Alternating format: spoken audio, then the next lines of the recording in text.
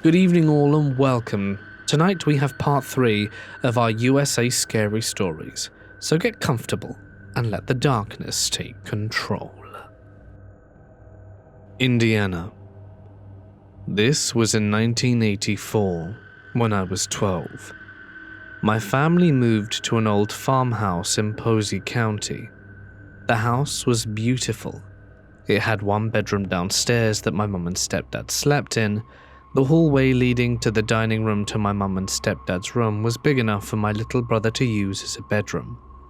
There were 3 bedrooms and a big hallway upstairs.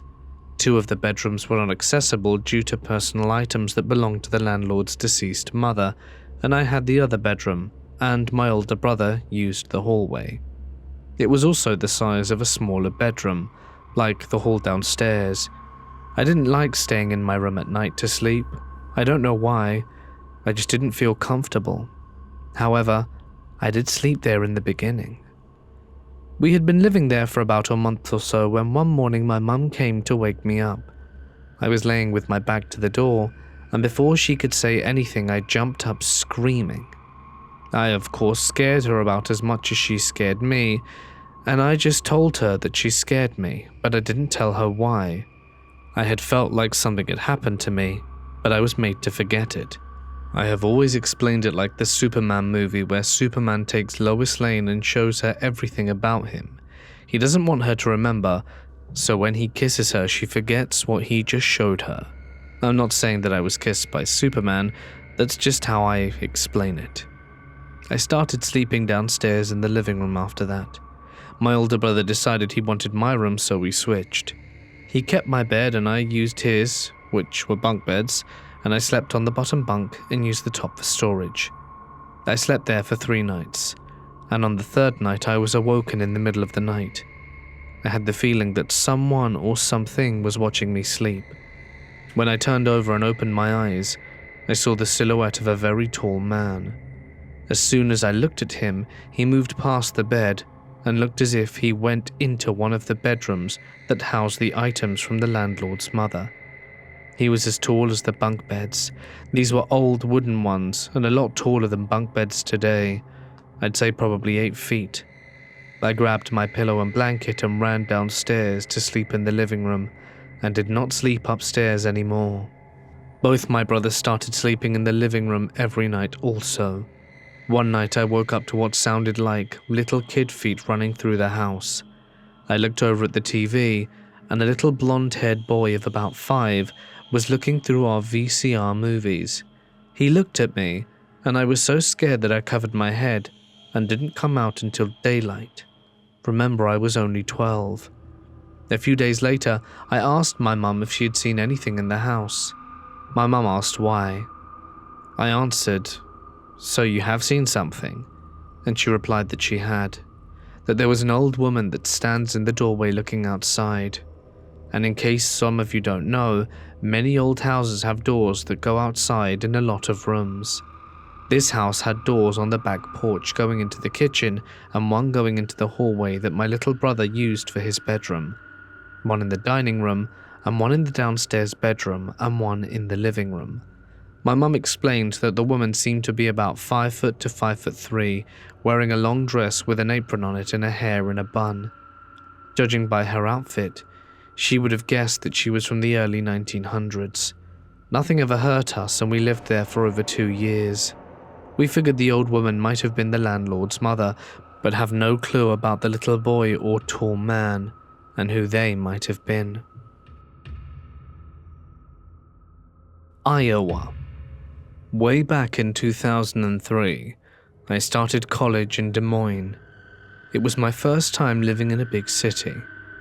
I grew up in a town with no more than 1,000 people and weekends on a farm outside of town of 200. So Des Moines seemed so huge and exciting. Maybe I was sheltered and naive, but hey, I was there for it. My college was a small private school. I think there were around 3,000 students enrolled. Shortly after the semester started, I was with a few friends off campus. We were walking back to our dorm when a group of people popped out of nowhere and started throwing bricks. It was wild. I'd never heard of anyone doing that. One brick smacked my friend right in the eye. We called 911 and they went to the ambulance.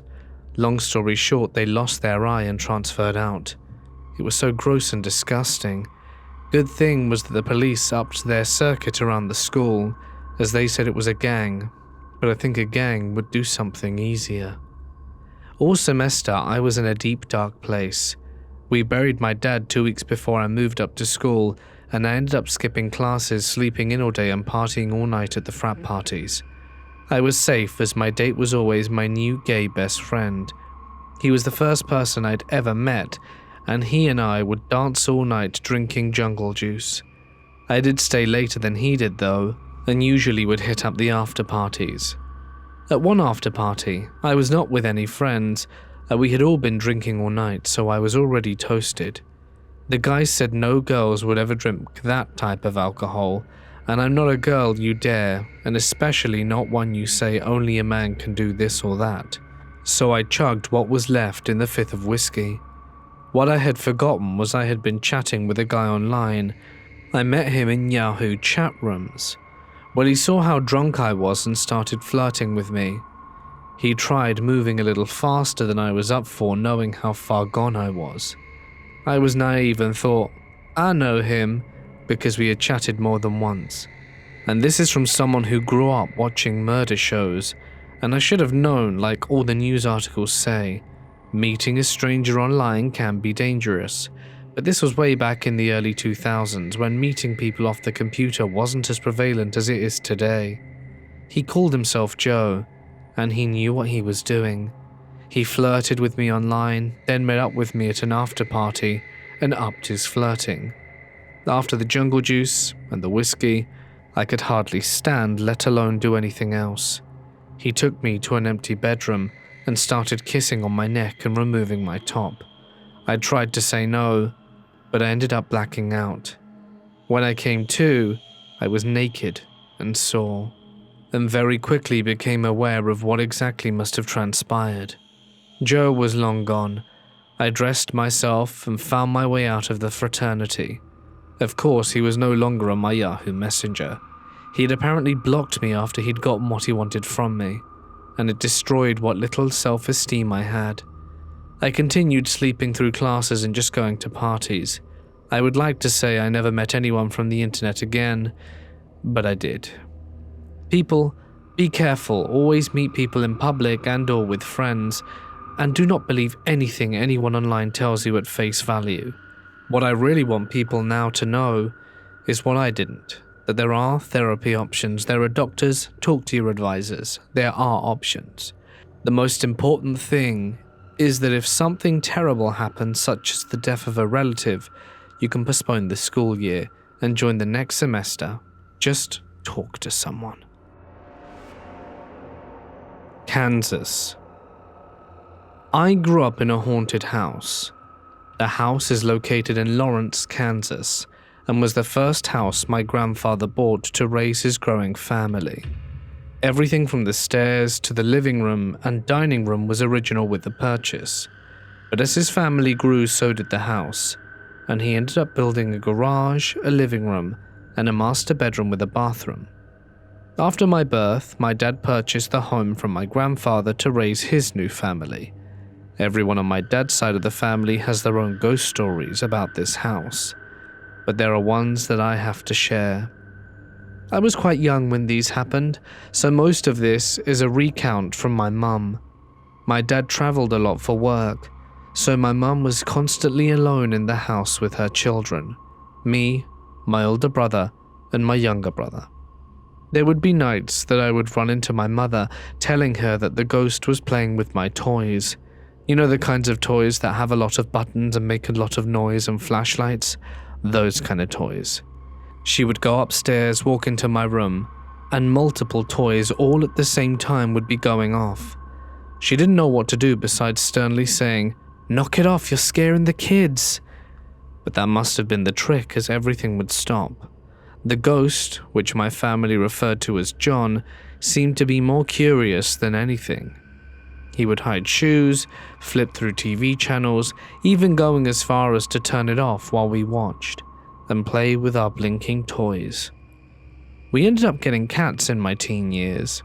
We would witness cats staring up the steps as if they were looking at someone. One cat actually hissed at what appeared to be nothing. On one occasion, my mum had swatted me on the butt for something that I did, and a vase shot across the room. My mum described it as not just getting knocked over, but shooting and smashing against the wall on the other side. She probably thought about that every time she thought about spanking me again. Years later, after I had moved out of my parents' house, I moved in with my boyfriend, now husband, his best friend and his girlfriend, who is now his wife. We rented one house in Kansas City, Kansas, with separate living spaces. The best friend and girlfriend, who I will now refer to as the roommates, were upstairs, and my husband and I were downstairs, each with its own bathroom and kitchen. While none of us could place it, we all had a weird feeling about the house. Some of us chalked it up to the neighborhood we were in, while the others felt it was something else. One night, while my husband and I were watching a movie, I saw what looked to be the shadow of a person walking in front of our floor lamp that was set behind the TV. My eyes shot over to it as soon as I saw it, and while I didn't see anyone, I could see the lamp slowly swaying back and forth, as if someone had just bumped into it. It was a heavy lamp with a marble base, and wouldn't move easily unless it was touched or bumped. I asked my husband if he'd seen it, but since we had just started getting into listening to scary stories, he thought I was messing with him. But sure enough, he could also see the lamp slightly swaying back and forth until it came to a complete stop. We never saw anything in that house again, but our roommates did. On 2 different occasions, they talked about how they saw a blue orb floating in the middle of their bedroom in the middle of the night. They both saw it at least on one of those occasions. My grandparents were a big part of my life growing up. My family made it a point to see them every weekend, and I spent many summers with my grandmother while I was out of school and both my parents at work. While I was in college, my grandmother developed Alzheimer's and slowly began to decline in both her memory and health. I returned home after graduating, and by this time my grandmother no longer knew who any of my family members were. She died in January of 2009 and was cremated. My father had the small cardboard box that she was returned to us in, professionally wrapped, as she was to eventually be buried next to my grandfather, so we didn't get an urn. Maybe a bit of an odd way to do it, but I know it meant a lot to him having her resting place dressed up a bit before she was buried. This may hold no importance, but the timing of her remains being brought into the house and the sudden onset of the strange occurrences in our family's home seemed to go hand in hand. The occurrences started as footsteps, nothing out of the ordinary for us. We had a large entryway with wooden stairs leading up to the bedrooms, and were all night owls, so people coming up and down the stairs at all hours of the night wasn't uncommon. It wasn't until one morning at breakfast, when everyone had settled down to eat, that my father asked who kept going up and down the stairs the previous night. None of us had been out of bed, and we had all assumed it was just someone else. Fast forward a few months, and I had moved into the newly remodeled basement. I had mostly forgotten about the sounds on the stairs and was enjoying having my own space. The basement was like my own little apartment, with a sitting area, bathroom, and small kitchen, the broke college kid's dream. My room in the basement was dark. There was only one window in the sitting area, so once the door to the bedroom was closed, you were effectively in a sensory deprivation chamber. Without the digital alarm clock on my nightstand, it would have been impossible to know what time of day it was. I kept all of the lights off because I enjoyed being in total darkness when I slept, and keep my mind wandering to all the little things on the shelves I could fiddle with instead of sleeping. There was nothing memorable about the day leading up to this. I don't know when I got to bed, but I'm sure I had been up playing video games or out with friends. I got into bed and curled up under the blankets, giving one last look at the room before I turned off the light. I woke up suddenly and reached over to hit the snooze button on my clock to see the time. I've never had trouble sleeping through the night, so I was a bit surprised to see 3 a.m. glowing on the display. What struck me as odd was that I had woken up exactly on the hour. I rolled over and wondered why I would have woken up when I began to notice sounds coming from upstairs. I sat up and strained to make out what I was hearing. It sounded like whispering, but I couldn't make out the words. I assumed my mother had fallen asleep on the couch with the TV on, as she was prone to do. I considered for a moment getting up and turning it all off when it got louder. I still couldn't make out the words, still just a whisper, but almost as if it was coming through with static. The noise sounded like it was dropping down through the ceiling and just outside the door to my bedroom. I was starting to get nervous, not knowing who would be coming down into the basement in the early morning. The whispering moved closer to the door as I sat up a bit more and gingerly said, "Mum?" The moment the word left my lips, something answered me back. "That's not Mum." A wave of fear washed over me as the sound moved into the room. I could see nothing in the darkness, but the sound was approaching along the narrow gap between my bed and wall. The sound was directly above my head when something sat down just inches away from where I was laying. The mattress flexed and my body slid forward into the space where someone should have been sitting. I was wide awake now, eyes fully open and breathing fast. I could feel my heart racing. None of this made sense. Then, suddenly, as quickly as it started, it was over. My bed popped back into shape, the noise stopped, and I was left frozen in fear and hyperventilating. I had no idea what had just happened. I closed my eyes and went back to sleep. That was the last thing that happened to me in that house. My sister had a few episodes of what we assume is sleep paralysis, but nothing else quite like what happened to me that night. It sparked an interest for me. But having had a few of these experiences, I think I've had enough for a lifetime. Louisiana. I was 12 years old. That's an imaginative age, I know, but hear me out. I was walking back home from the local community center. It was late, and being a cloudy night, it was dark. This was before everyone carried smartphones, and I had been intending to walk back before dusk, so no flashlight. I was going down a dirt road that turned off the highway. It was a shortcut. It would cut straight through the large curve of the highway. It was heavily wooded on both sides, and I was alone. As the protagonists of such stories usually are, I was moving with that nervous elasticity that can only be personified by kids in the dark. It was only about a quarter of a mile from the dirt road's end that I heard it. A quiet sob. I wasn't the bravest of kids, but I was at an age where I wanted to impress girls, and the sound was distinctly female. I followed the sound into the woods, making plenty of noise to avoid startling whoever she was. I came on a small clearing as the sound kept getting louder. It was still too dark to see much, but I felt when I was tackled to the ground.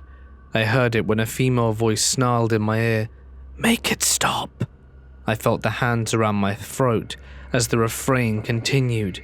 I struggled, but I wasn't a particularly large kid, as she outweighed me. I reached for something, anything.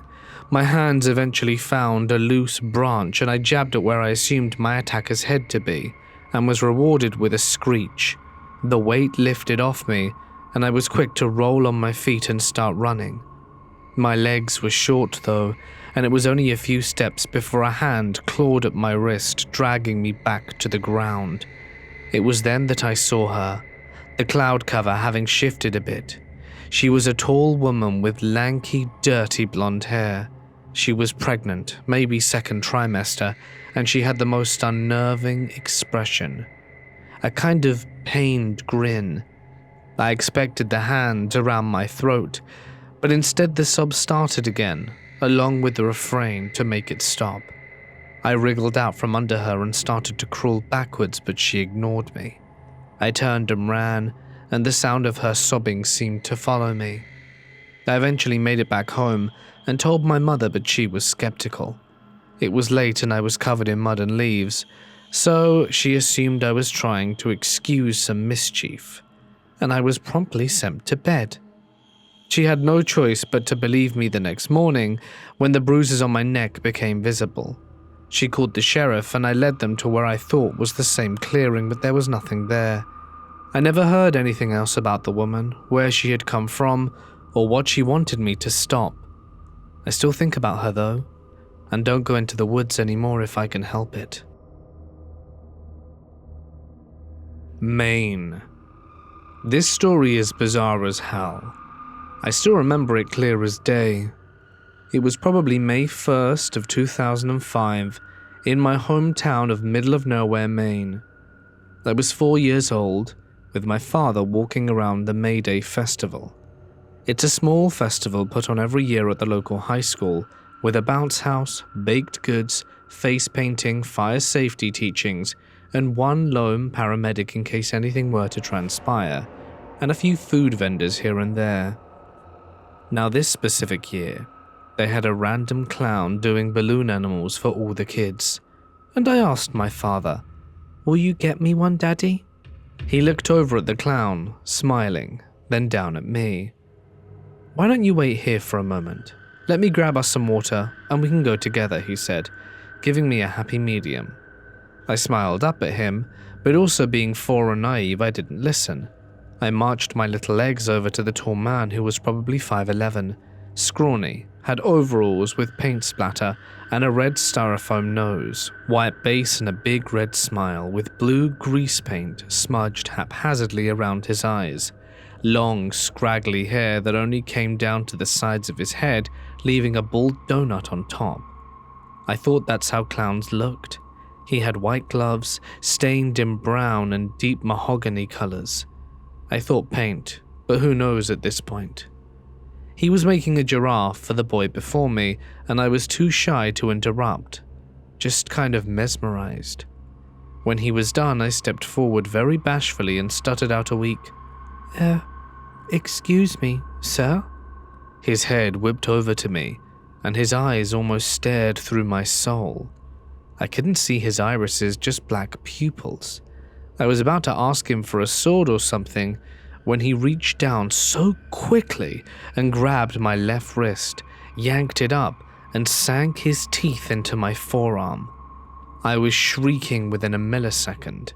The guy lets go of me and darts off down the back exits of the high school. I had a giant bite mark outlining my arm, and my father was by my side immediately. He looked up and saw the guy taking off down the road. He was mad, but just picked me up and ran over to the paramedics' tent. There were cops called. People surrounding us at the tent were trying to see my arm. In a small town like that, everyone has to be involved. This was pre-high-quality cell phone days, so no one was filming this or anything, but plenty of my hometown residents saw it, all horrified. Everyone who'd seen it had given a statement to the cops, including my dad. And after all these years, my father told me the event coordinators came up to him after my mum picked me up and said they never hired a clown for entertainment, nor did the cops ever find the guy. They told my dad it was probably some drugged-up junkie having a bad trip and took it out on me. My hometown has one of the worst drug epidemics in the state, so it wouldn't surprise me. Irony of this whole story? My mum sent me to circus school when I was in middle school, and she also started an animal-free circus made entirely of puppets. You could say I now have clown DNA. Maryland. This took place in around 2008. We had lived in our home for about 7 years and had had no issues. My then husband, now ex, was working night shift for our local railroad, which meant I was home alone with 3 kiddos. I would play games on Pogo.com or get into chat rooms after the kids went to bed. I was a huge insomniac, so sleep didn't come easy. I would get off the computer and grab a shower between 2 to 3 a.m. I've got to describe the bathroom to help visualize the scene. So when you first walked into our bathtub, the tub was on the left and the sink is directly across from it. You walked past both, and there was a wall where the toilet was kind of hidden. The bathroom wasn't big, but wasn't tiny either. So one night I went for my nightly shower before bed, and I noticed the shower curtain blow as if someone had opened the door. A shadow passed, and I said my oldest son's name, thinking it was him. I got no reply, so I peeked around the corner of the shower curtain, and there was no one in the bathroom. The door was closed, and our window was closed due to it being winter. Okay, so I figured I was just tired and imagining things. I went to bed and told my husband in the morning, and he said I was likely just tired. I went about my normal routine as a mum and wife as usual, and the next night again, I got my shower and the curtain and shadow thing happened. Now there's no way I had imagined it 2 nights in a row. This repeatedly took place for about 2 weeks. Now there's another strange thing that was going on at the same time frame as my 2 youngest children's rooms would have toys tossed around. We cleaned the rooms before bed every night, so I assumed one of them was getting up at night and getting the toys out. I would ask in the morning and they would both deny it.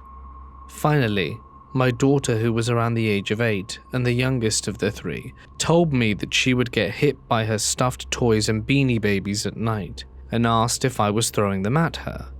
I told her no, as I honestly hadn't. My older son, who was 15 one day, asked me when I got back from the market when we got a cat.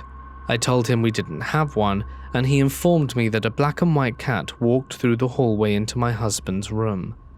I searched to be sure that a cat didn't somehow get into the house. There was no sign of a cat. I practiced Wicca, and by this point I'd had quite enough of the creepy invisible shower stalker and the messy rooms that I had to re-clean. And now a ghost cat? 4 people wouldn't all have a meltdown at the same time. I never told the kids what I experienced while showering. I went to a local store, bought salt and sage and did a cleansing. And after that, everything seemed to slowly go back to normal. I found out just a few months ago that my youngest son, who would have been 10 at the time, was also seeing the curtain in the shower blow and the shadow of someone walking past. He said he'd say our names, but no one answered, and my oldest son had seen the cat a few times too. As far as we knew, the house had no deaths in it. It had been my husband's grandmother's house before she died in the ICU. I still to this day can't figure out what happened. I was never a huge believer in ghosts or spirits, but I can't think of anything else that would have caused the creepy chaos. The only one out of our family of 5 that didn't experience anything was my husband, but he was only ever home overnight, like once or twice a week, and slept during the day. My kids and I have had some other paranormal experiences since, but I'll share those another time. Massachusetts. When I was in high school, my family lived near Boston, in a town not too far from Salem, Massachusetts. Many people don't realize that the infamous witch trials weren't unique to Salem, and that the panic spread across the entire region. While the history isn't very well researched, it's known that the situation in town was especially spicy. It's even mentioned in The Crucible that the people of Salem didn't want their town to become like ours. Our house stood across the street from the historic residence of the pastor credited for stirring up the religious fervor that drove the persecution of suspected witches. We also lived on land that had once belonged to the original town common, and a very short distance from the original cemetery. Many people involved in the witch hysteria are buried there. In other words, many of the gatherings and goings-on related to the drama from the 1600s took place on that very spot. At the time of this event, I was 17 and an avid competitive swimmer. That year, the team had regular daily practices before school. Waking up was brutal, but I got used to leaving each morning before dawn. One day in late October, early November, I left the house at my usual time of 4:15. As I turned from locking the front door and stepped towards my car, I noticed a movement on the driveway.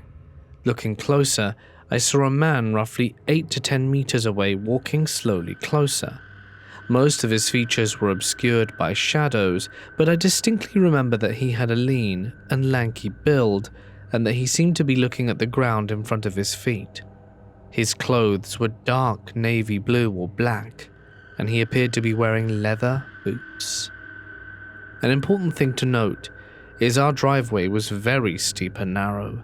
It was lined with large, wild-growing shrubs. There were many large trees as well. The entrance was slightly hidden from the road, especially in the dark. It was very unlikely that anyone would walk up to the house unless they were doing so on purpose. I don't remember the next several seconds, but somehow I was back inside and in my parents' room waking up my mum. She quickly caught on to my panic and came with me to check things out. She turned on all the outside lights before opening the front door to look out. I felt like all of this happened in 30 seconds or less, but it was likely closer to a minute. She inspected the area while I pointed out that I saw him at the spot where the shrubs end, and the driveway widened into a parking area. When she asked if he threatened me in any way, I realized no, he hadn't. His demeanor had been entirely calm and casual, eerily casual. His hands may even have been in his pockets. After a few minutes of looking, we didn't find anyone. Calling it safe enough, she stood watch while I got into my car. For several blocks, I jumped at every human-like shadow, half expecting someone to jump out at me. After the sun came up, my mum looked for signs of a person, and I did the same. There were no disturbances in the fallen leaves or any other signs that someone had been there. It was while I was looking at the dry and crunchy leaves along the driveway that it occurred to me that the person didn't make any sound. I don't see how a living person walking in boots, the relaxed way he was, could move so silently through such a noisy ground cover. Also, there was no way he couldn't have heard me shut the large, heavy wooden front door. Why didn't he react? Wouldn't a living person take that as their cue to hide? Or if he meant me any harm, why didn't he move faster or acknowledge my presence? I don't know how I feel about ghosts being trapped souls with unfinished business. I do, however, believe in the conservation of energy. It makes sense to me that places will hold on to the energy of events that happened there, good or bad, given the strong emotions and trauma associated with the persecution of the accused witches. I think maybe the man was a memory of sorts. The soundless way he moved, combined with his lack of reaction to me, left me wondering about this possibility. Was he someone whose wife or mother had been accused? Was he making accusations, or had been accused himself? I'll likely never know the real story about my early morning visitor, but I will always wonder. Michigan. I grew up in southwest Michigan, along the coast of Lake Michigan. In high school, I was incredibly lucky to have a best friend whose family owned private beach rights.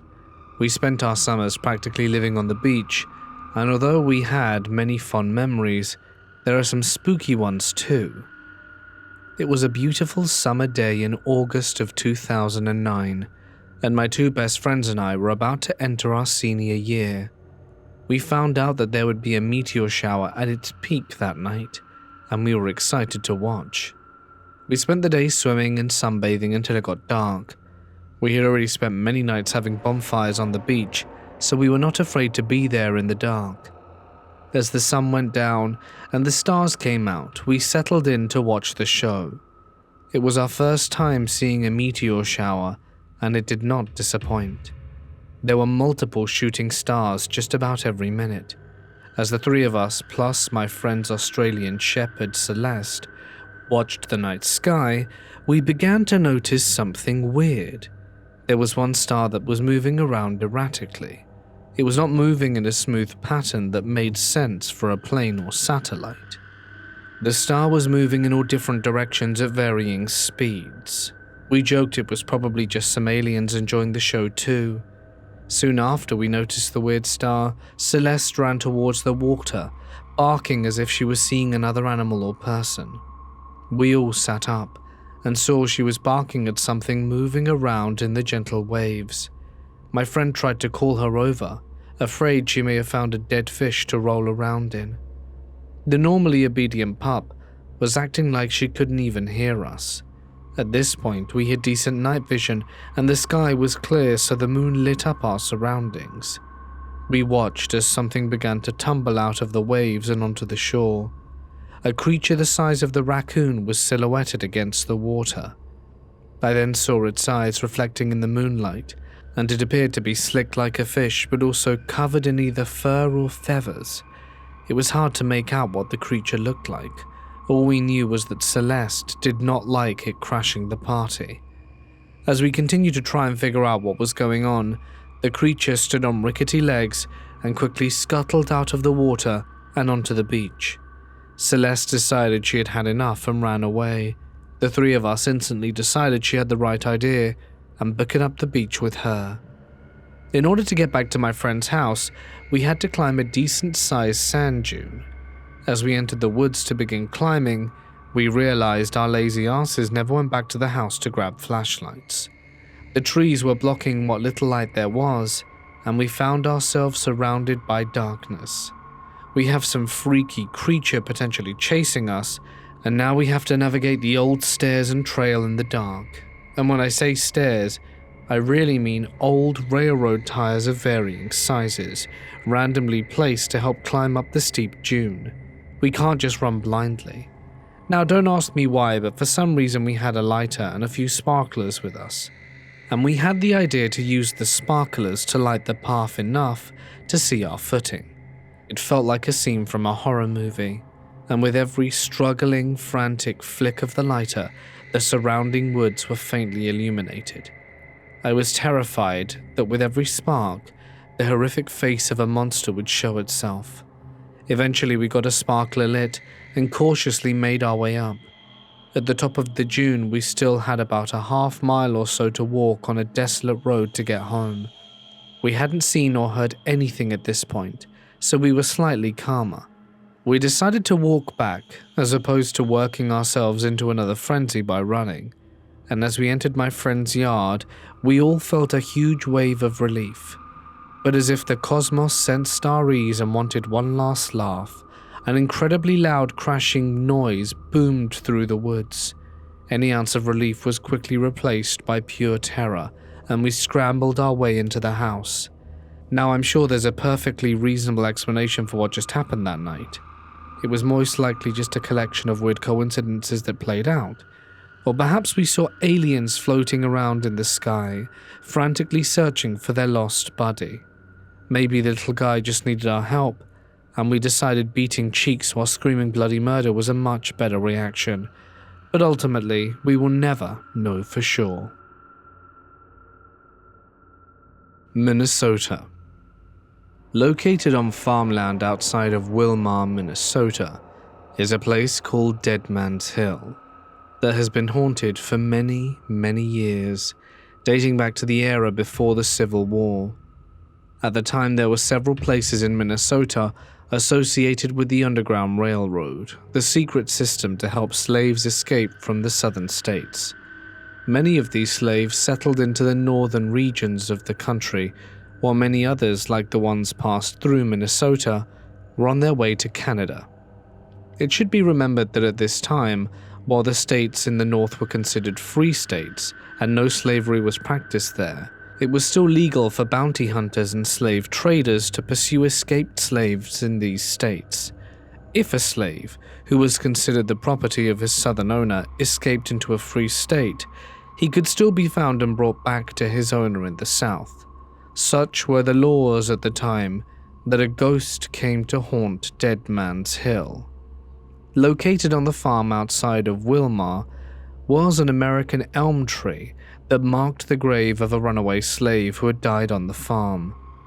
The slave had made it as far north as Minnesota, where he was captured by a bounty hunter who had probably been promised a handsome reward for the return of the runaway. The slave was chained to a fence post for the night, but somehow, in the darkness, he managed to pull the post from the ground and escape again. The bounty hunter awoke, and the two of them fought until the slave beheaded his captor with the man's own sword. The next morning, the family who lived on the farm were shocked to find the body of the slave near their front porch, mortally wounded.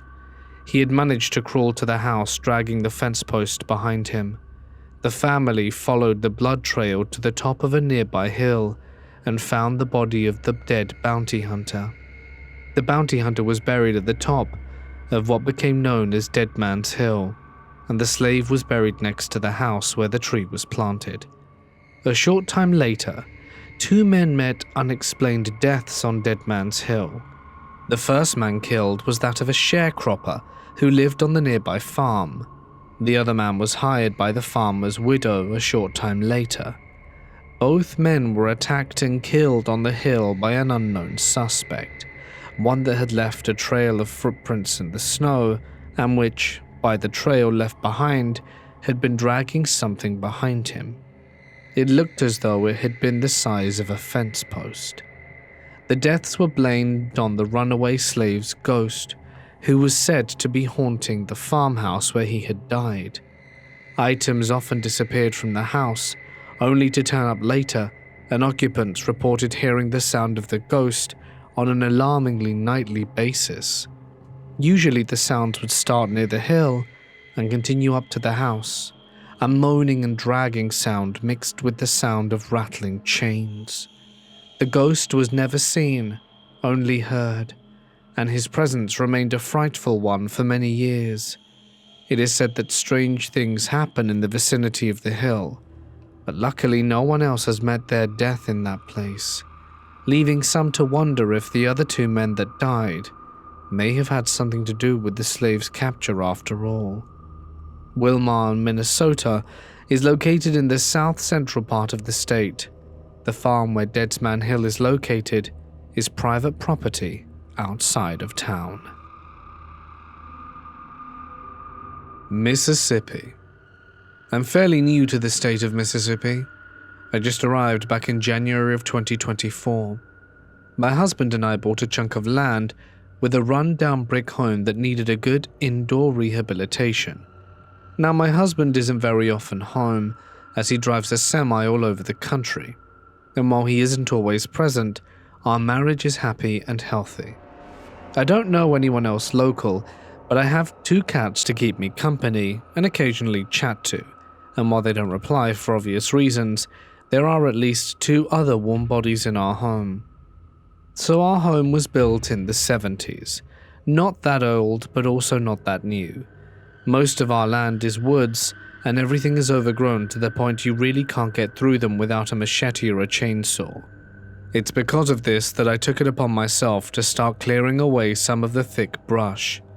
One day I'm hacking a trail through the trees, and I'm deep enough in that I needed to turn on my headlamp, and I could no longer see the house. In the darkness of the trees, I end up tripping over a tree root and landed on my hand badly. The pain surged through me, and I was relatively certain I had snapped my wrist, so I scooted against the base of the tree to rest for a minute before trying to get up. It was just after I had managed to get myself up there to the tree when my nose was assaulted by a ghastly smell, the likes of which I haven't had the misfortune of smelling before or since. With a sudden stench came the sharp sound of a tree limb snapping. The sound was deafening in the silence of the woods. Now I knew there were plenty of animals out here, but I couldn't think of anything that smelled that bad unless it was already dead, and I was sure dead animals don't snap tree limbs. Next thing I know, a tree not too far away fell over. It wasn't a big one, but it definitely would have hurt had I kept going forward. I said an inaudible prayer as a thank you for having me trip and fall before I fell for good, because I was a good mile from anyone actually hearing me. I laid my head back against the tree and sighed heavily, trying to motivate myself to rise with one good hand.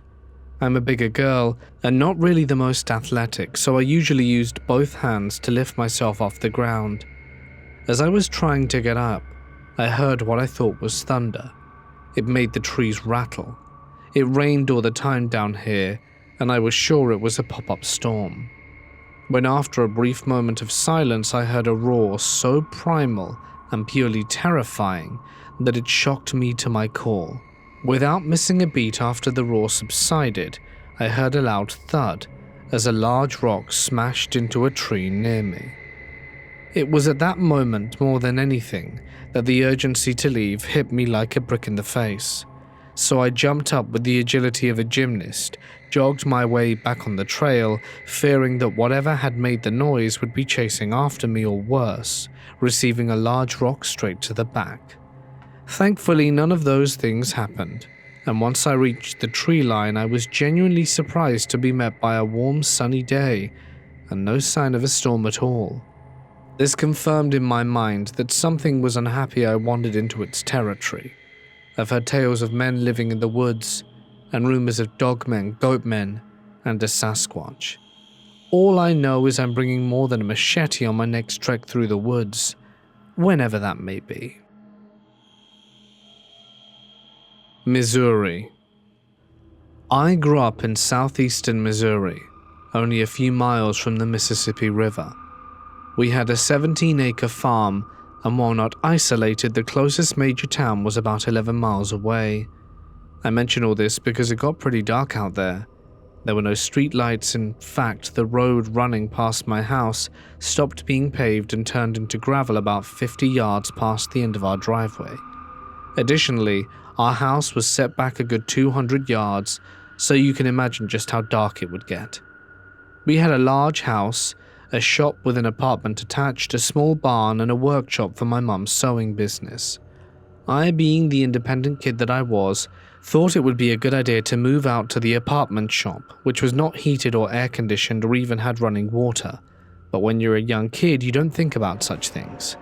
As a consequence, I had to go to the main house for showers. The main house was parallel with the shop, about 30 yards apart. One night it was raining pretty hard. I think I was around 15 at the time, and I was deadly running to the house. But I finally got up and got ready to go, and when I opened the shop door I noticed someone smoking on the covered porch that ran across the back of the house. I didn't know why, but I paused in the doorway and watched for a moment. I could vaguely see a black human shape and the telltale reddish-orange glow of the cigarette cherry. I could even see it move up to the smoker's mouth, get brighter as they sucked in the smoke, and then fall back to their side. I was stunned, but I really shouldn't have been. After all, my dad smokes, and so did my older sister at the time. What was weird was how they were standing there in the dark facing me. I snapped out of it and made a mad dash across the lawn and into the dining room with my head down, and the moment I got to the porch I noticed they were gone. I go into the TV room and my dad's just there watching TV, like he's about to pass out. "Were you outside?" I ask, to which he replies, "Nah." I then ask him where my sister was, and he tells me that she's at a friend's house. The look of confusion must have given me away because he asked me why. I simply told him I was curious, and since that day, I've never seen it again, but it's left me wondering for the longest time. Montana. The summer of 2008 was a rough time to graduate from college. I had just spent 4 years getting a degree, only to find that the job market had all but dried up. As bummed out as I was about being unemployed for the foreseeable future, I found a deep appreciation for backcountry camping and hiking that summer. Growing up in the Rocky Mountains and graduating from a college in western Montana, I was not a stranger to hiking or camping. But that summer it became an escape to the point of an obsession. Going on daily hikes and camping beneath the stars really helped my mental health while I worked out my life's purpose and my future.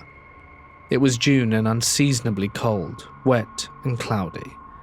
The daytime highs barely touched 50 degrees, and at night it dropped below freezing. Despite the weather, I had planned to hike around the Anaconda Range that week, and I wasn't going to let the weather deter me. My plan for the week, funnily enough, was to hike from Storm Lake, over Storm Lake Pass, and down to Upper Seymour Lake. Storm Lake, actually an alpine reservoir, is a challenge to get to and requires a 4x4 pickup and some skilled driving. The road is a narrow 2-track winding its way through thick pine forests. The way was slick with rain, but I made it to the top with little heartburn. I set up camp on the north shore of the lake and decided to do some fishing. It was miserable, it was cold and nothing was biting. But the best thing about bad fishing is that my thoughts were free to wander while I sat on the shore. The rain was a constant light drizzle and created a natural white noise. Time passed and my daydreams were cut short as a low rumble from up the canyon overtook the sounds of rain. The rumbling was not unlike a distant diesel engine. There are no roads that go beyond where I was camped, no machinery or vehicles that could be up that canyon. Maybe it's a plane, I thought, looking up into the rain clouds. But the sound wasn't getting closer or further away, and the sound wasn't above me. It came from beyond the lake and up into the canyon. The sound was stationary and constant. This was most certainly not a plane, or a truck, or a bulldozer. All of this wasn't outright scary, but nonetheless the hair stood on end while I sat there listening. After 20 minutes the rumbling faded away, and I was left again with only the sound of raindrops. Soon enough I caught a decent-sized trout, cleaned it, and headed back to camp to get ready for dinner. The fish cooked up fine, but to be honest I hate trout. It's edible, sure, but unappetizing. They taste like mud. I ate as much as I could and tossed the rest into the lake, building up my fire for the night. I sat back to enjoy the evening with a bit of whiskey. Night came first. The mountain ridges put the sun to bed early, and the rain clouds obscured the starlight. It was dark, really dark. The sounds of a crackling, warm fire and the rain bouncing off my tent were a great comfort and starting to lull me to sleep. I reminded myself I needed to build up the fire before bed. I walked over to my pile of scavenged firewood and grabbed an armful. Being away from the fire's crackling, I could pick up that all too familiar rumbling rising in the background. It was growing louder than before, and closer. I may have had one too many pulls of whiskey and was tired and grouchy. The noise was ruining my camping trip and my buzz. Frustrated, I yelled into the darkness of night, "Hey, shut up!" Like a switch being flipped, the rumbling stopped, and so did the rain. My heart skipped a beat. I realized that was not a convenient coincidence. There was an intelligence out there, something sentient, observing me and responding to my screams, and I wasn't getting the most positive vibes from it. I threw all the logs on the fire and retreated back to my tent. More on edge than ever, I just sat there listening to the fire crackling, to my rapid breathing, and beyond that, the silence of the dark. Before this moment, I had felt alone but safe, and now I felt vulnerable and alone. Beyond where the firelight faded, I felt there were a million eyes in the dark watching me. My paranoia began to subside when the rain suddenly started again. Not a drizzle, but a massive downpour. And I was glad I had built up the fire, or it would have been snuffed out for sure. My tent was being pushed down by the force of the storm, and I thought about bailing to the truck, but I knew I'd be soaked to the bone instantly. Risking death or injury over getting wet is the kind of logic only whiskey can produce. I could feel the rainwater pooling and moving under my tent. The storm wasn't letting up. The urge to get into the pickup and drive away was ever more tantalizing, and I could always just get my stuff tomorrow. But I'd had a bit too much to drink. Driving, especially on that slick, muddy 2-lane track, would have been a death sentence, but I still needed a safer place to sleep than a wimpy tent. Grabbing what I could, I ripped open the tent flaps and ran to the truck. I was soaking wet by the time I was settled into the driver's seat and locked the doors, turning the heat on full blast. I hoped they would dry me out. It was going to be a miserable night. So I reclined my chair and tried to calm my thoughts with deep breaths. The rain wasn't letting up. I was warm from the heater, and I was riding the crest of a good whiskey buzz. The fire was still raging despite the rain and kept the campsite well lit. I remember the truck's clock reading 1:06 a.m. I blinked. It was only a moment, but when I opened my eyes, the rain had stopped. It was foggy and quiet. The once raging campfire now embers, and there was morning twilight to the east. The truck's clock now read 5:45. It was morning, but that couldn't be right. Almost 5 hours had gone in the blink of an eye. I must have passed out. My head was killing me. I didn't feel like I had drank that much to justify that kind of hangover. I turned off the truck and stepped out to survey the night's damage. My tent was completely flattened. The tent poles were shattered to pieces and everything was soaking wet. Smothering the remains of the fire, I dragged all my junk to the pickup truck and tossed it in the bed. My hike over the pass wasn't happening today. That was for sure. It was around 6:30 a.m. before I finished picking up camp, and as I climbed into the cab of my truck, I heard the rumbling again through the morning fog. I drove out of there as fast as I could down that muddy bobsled track of a road, and not once did I look in the rearview mirror. I've never been back to Storm Lake, and probably never will. Hey guys, it's Mort here and thank you so much for listening. I hope you enjoyed tonight's content. A huge thanks as always to my members and patrons whose names can be seen on screen. If you'd like to join their ranks to receive some cool perks, follow the links in the description to find out more. But if you'd like to see more from me, links on screen now. Stay awesome, and I'll see you in the next one. Good night.